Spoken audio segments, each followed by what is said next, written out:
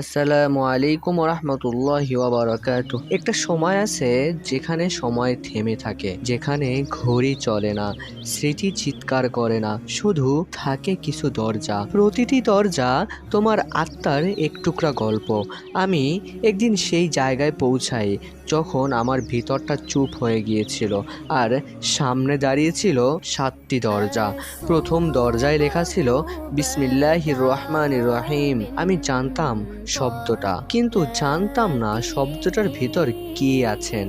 দরজাটা খুলতেই আমি পড়ে যাই ভেতরে, নিজের ভেতরে। আমি দেখি এক পুরনো শহর, কুয়াশায় ঢাকা এক বিকেল। 8 বছরের একটি ছেলে, নাম নাই, কারণ ওর জীবনে কেউই ওকে কোনো নামে ডাকতো না। ও রাস্তায় থাকে, ভাঙা জুতায় শুয়ে ঘুমায়, দোকানের পেছনে পড়ে থাকা বাসি রুটিটাই তার উৎসব। ওই ছেলে একদিন হঠাৎ বৃষ্টি ভেজা রাস্তায় একটা ঘরে উকি দেয়। সেখানে মা তার বাচ্চাকে কোলে নিয়ে বলছে, খাওয়ার আগে বিসমিল্লাহ বলো। ছেলেটি চমকে যায়, কারণ ও শব্দটা চেনে, কিন্তু ও খাওয়ার আগে কেউ কোনোদিন কিছু বলেনি। কারণ ও শব্দটা চেনে, কিন্তু ওর খাওয়ার আগে কেউ কোনোদিন কিছুই বলেনি।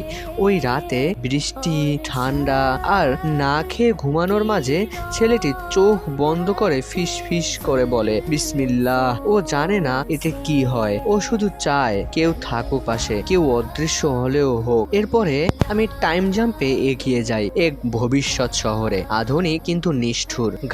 গাড়ি চলাচলে ভরপুর, মানুষের চোখে অভিমান, কিন্তু কারো মুখে কোনো দয়া নেই। হঠাৎ দেখি এক বৃদ্ধ লোক রাস্তার পাশে পড়ে আছেন। সবাই পাশ কাটিয়ে যাচ্ছে যেন তিনি বাতাস। একজন নারী দাঁড়ান, মুখে নেই কোনো লেকচার, নেই পোস্টের ছবি, নেই ভিডিও তুলবার হুজুগ, শুধু নিজের জ্যাকেট খুলে ওনাকে জড়িয়ে নেন। লোকটি বলে না কিছু, চোখ বন্ধ করে শুধু বলেন বিসমিল্লাহ। আমি আশ্চর্য হই, এই বাক্য একটি শিশুর ঠোঁটেও যায়, একজন বৃদ্ধেরও। আর তখনই বুঝি বিসমিল্লাহ মানে শুরু নয়, এটা একটা দয়ার বার্তা, এক অদৃশ্য হাত যা বলে তুমি একা না।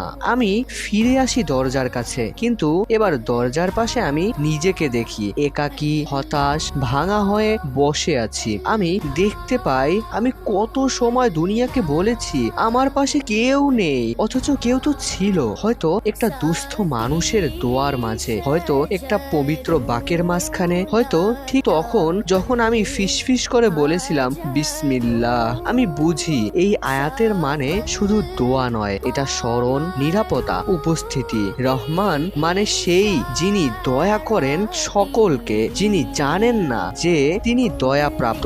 রাহিম মানে সেই যিনি বারবার ফিরে আসেন, এমনকি